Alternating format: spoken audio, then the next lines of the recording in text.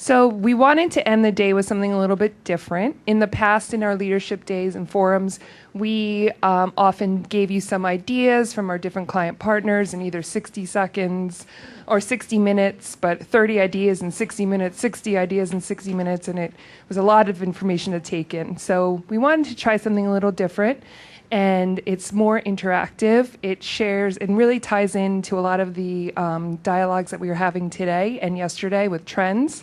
And it also showcases a lot of our client partners' successes and accomplishments throughout the year. So we did this entirely in-house, and I hope it also gives you guys some ideas for your next board meeting or your next event, something a little interactive and different that maybe you would want to try.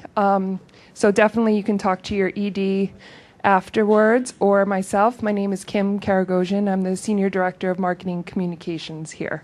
So right now, I'm going to pass things off to anchor Michael Dwyer. Dateline, Mount Laurel, New Jersey, October 29th, 2014. Good afternoon, everyone. We would like to thank you again for attending AH's third annual leadership forum. We had planned to end this afternoon on a positive note. However, I'm afraid I have some very grave news. It appears that someone has stolen AH's red chair.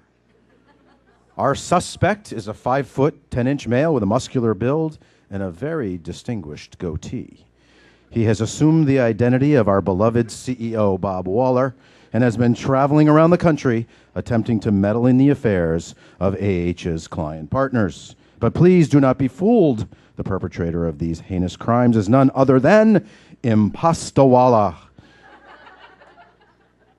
AH has assembled a team of detectives to track down Impostawala and bring him to justice. However, the job is too big for us to handle alone. We will need the help of our client partners. Are you willing to help us find the red chair?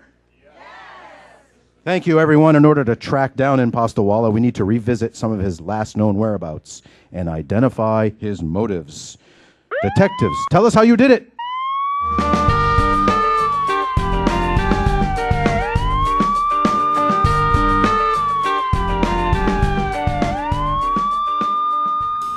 Good afternoon, detectives. We have a lot of work in front of us, so let's get started. Exhibit 1, mobile apps. Many of AH's client partners successfully launched mobile apps in 2014. This year, mobile internet usage is expected to surpass desktop internet use, which means more of your members will access your content on the go. To meet demand for mobile-optimized content, Association should consider creating responsive websites that automatically provide the best user experience for any device, be it desktop, phone, or tablet. All menus, navigation, images, and content should automatically adjust to make accessing the site and reviewing the information easy without the need for excessive pinching and zooming.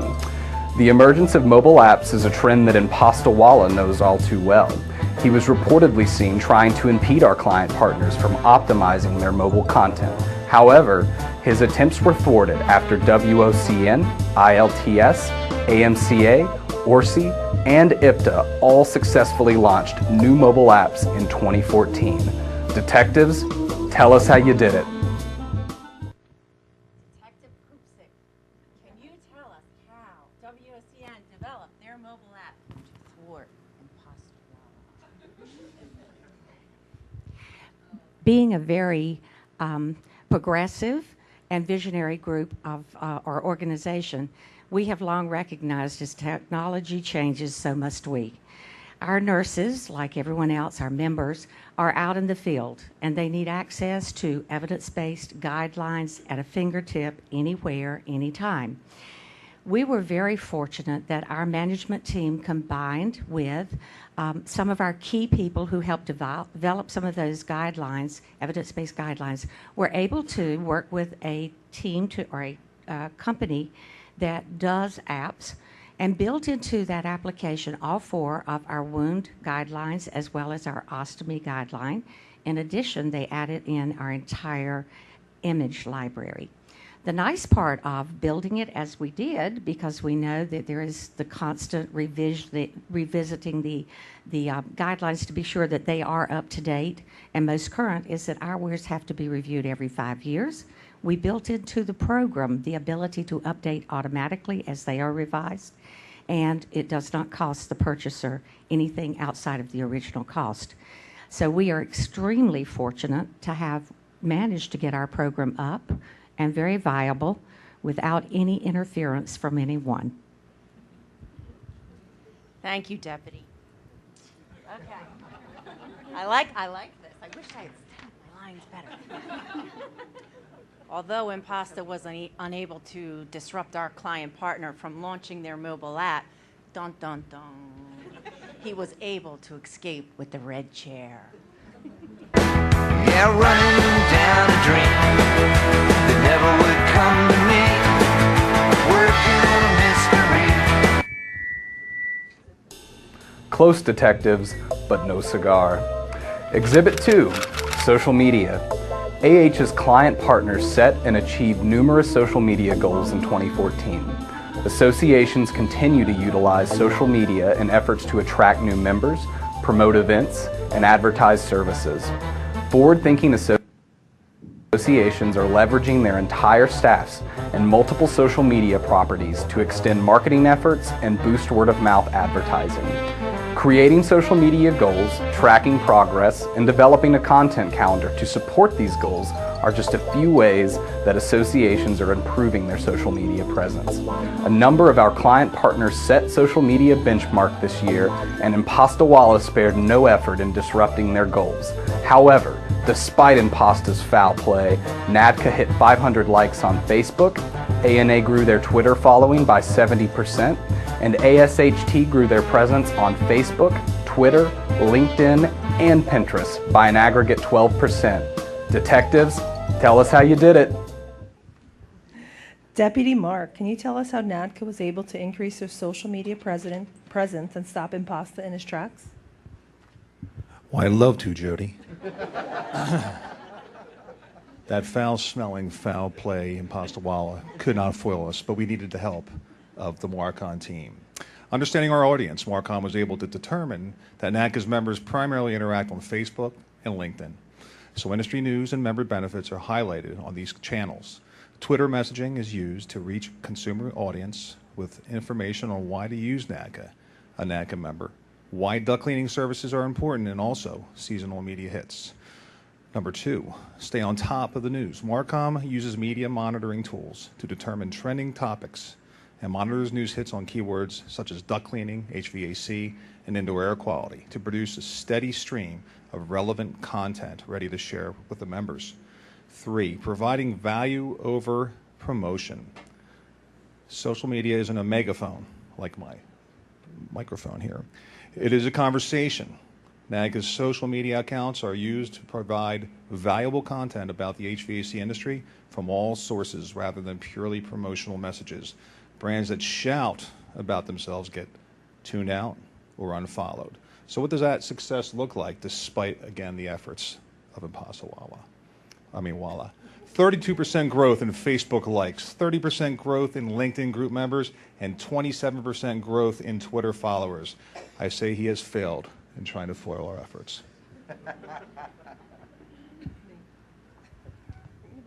Thank you, Deputy. Impasta failed to stun our client partner's social media growth in 2014. However, he was able to escape with the red chair.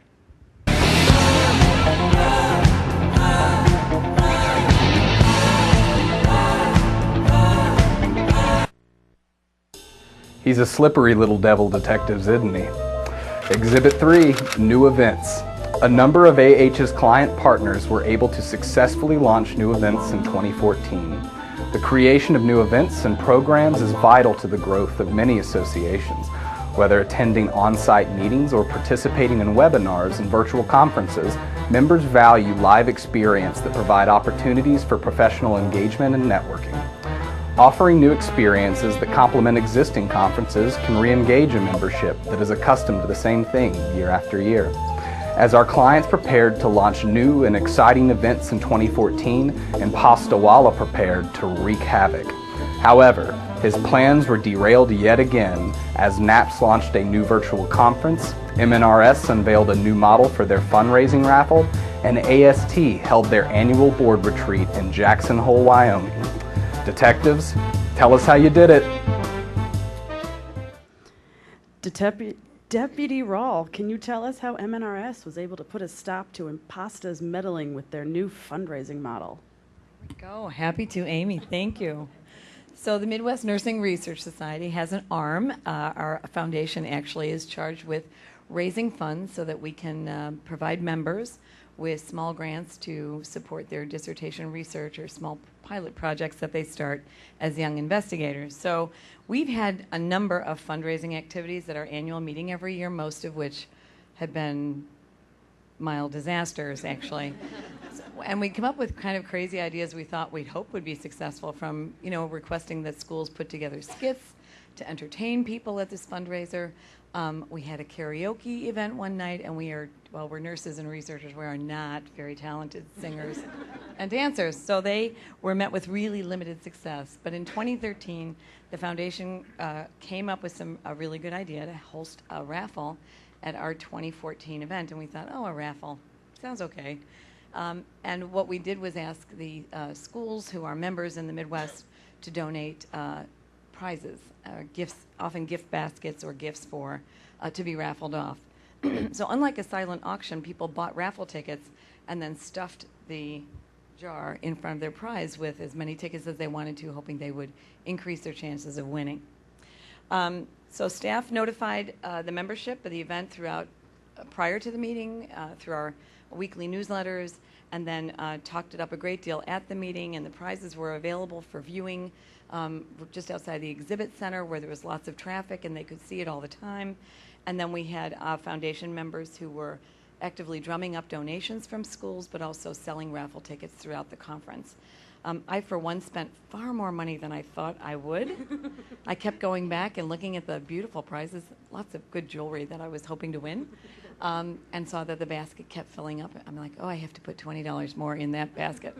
So we arrived at the conference and hoped that the 950 conference attendees would enjoy filling those jars with their raffle tickets. And we were absolutely right. In the end, the MNRS Foundation raised over $8,300 through that raffle. And it was our most successful fundraiser yet, and we'll probably do it again.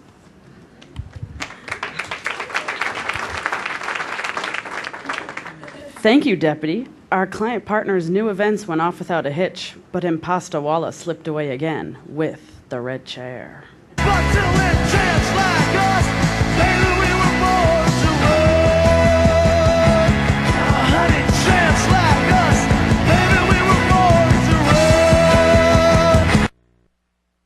Baby, we were born to run.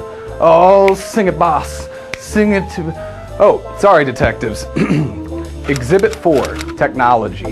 Increasing database integration, providing on-demand content, and improving website ergonomics are just a few of the ways AH's client partners were able to utilize technology in 2014. More technology has been developed in the past 5 years than in the previous 50, and it's a game changer. Smart organizations are looking for ways to adopt technology that responds and leverages the latest innovations in order to stay competitive. Impasta Walla thought he could hack our clients down to size. However, his cyberbullying aspirations were cut short as SFB successfully integrated their new website and database, AST reformatted their education landing page to improve user experience without a major overhaul, and JPMA utilized the online magazine Z-Mags to increase awareness and generate non-dues advertising revenue. Detectives, tell us how you did it. Deputy Whiting Logger, can you tell us how JPMA disrupted Impasta Walla's intentions by utilizing an online publication? I'll try. We use a program called Z-Mag, and it's a digital publication that includes hyperlinks and embedded videos. So as you're reading, you don't have to go somewhere else to get the information. It's right there for you. And so you're opening a book online on your computer, your iPad, whatever. It's cost effective. It doesn't cost as much as printing and or mailing. We used it quite a bit in terms of our quarterly member magazine that we would put out, but also directed information directly to retailers as well as to consumer publications that we did. The best part, I think, beyond it being wonderful, was that we get the analytics. We understand who went where, how long were they there, what was appreciated in the magazine, where if you send a magazine, you don't know if it ended up in the trash can or not. We get that information back, and so that we can improve upon the message that we give the next quarter. So it's a very powerful opportunity for us. And Imposta Walla, tough. Stay on the run. Thank you, Deputy. Our client partner's successful use of technology appeared to leave old Imposta pretty disheartened, but he barely escaped with the red chair. But I'll come running. I'll come running home. I'll come running. You just missed him, detectives, but we're hot on his trail. Exhibit 5, Education. In 2014, a number of AH's client partners found ways to improve their members' education and certification experiences. For many association members, education and learning opportunities are the most vital aspects of membership. Traditional conference formats like lectures and panels can sometimes leave members unsatisfied, and associations should focus on providing unique learning experiences. In the future, associations will be forced to focus on their learning design and their educational offerings in order to compete against a variety of emerging resources. This means associations will have to transition to focusing on what attendees will do during the education session so attendees can increase their learning ROI through retention and application. The competition for the future will be on personalized learning. Imposta Walla had planned to disrupt our client partner's educational improvements, but was sent to the principal's office after NAPO successfully launched its new on-demand educational and training courses. Detectives, tell us how you did it. Deputy Fay, tell us, how did NAPO flunk Imposta Walla's attempts with its new on-demand learning system? Well, Imposta Walla tried to foil us, but we all know that knowledge is power. So we started out by doing a major curriculum review, tightening up what we offered, letting go of the things that didn't serve our members anymore. And then we rebranded our education from NAPO Ed to NAPO University. We hired a consultant to teach our member teachers how to deliver on-demand education. And we raised our revenue in education last fiscal year 39%, which is really great. We did not introduce our on-demand learning till fourth quarter, which was just 3 months. And we dropped $20,000 to the bottom line just like that in 3 months. But what's really terrific is how we served our members. So our members don't have static schedules. We, kind of work when our clients need us to work. Most of us, like we mentioned earlier, are entrepreneurs or small business owners. So if we offered like a 4 Tuesday night class, they had a client one of those nights or one of those afternoons, we lost them to our live education, our teleseminars. So now we have education when they can take it on demand. Like we were saying earlier, I think I heard a statistic last week that with on-demand learning, 50% of the people sign up in the last 48 hours. So when they have the need, we can serve them. And a couple other really cool things that came out of it. We've launched our first on-demand class in a foreign language. We have a Spanish-speaking class. And we have a lot of international colleagues. We have an overarching association of organizing associations throughout the world.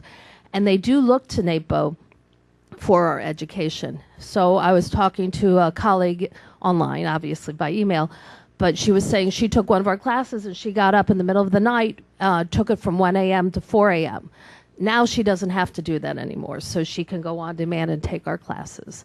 So we succeeded with our education, and Impastawala did not. Thank you, Deputy. Our client partners were once again able to persevere, leaving Impastawala on the run. Wait. I'm getting word. Yeah. At this moment, our detectives are closing in on Impastawala. It seems he's in the vicinity.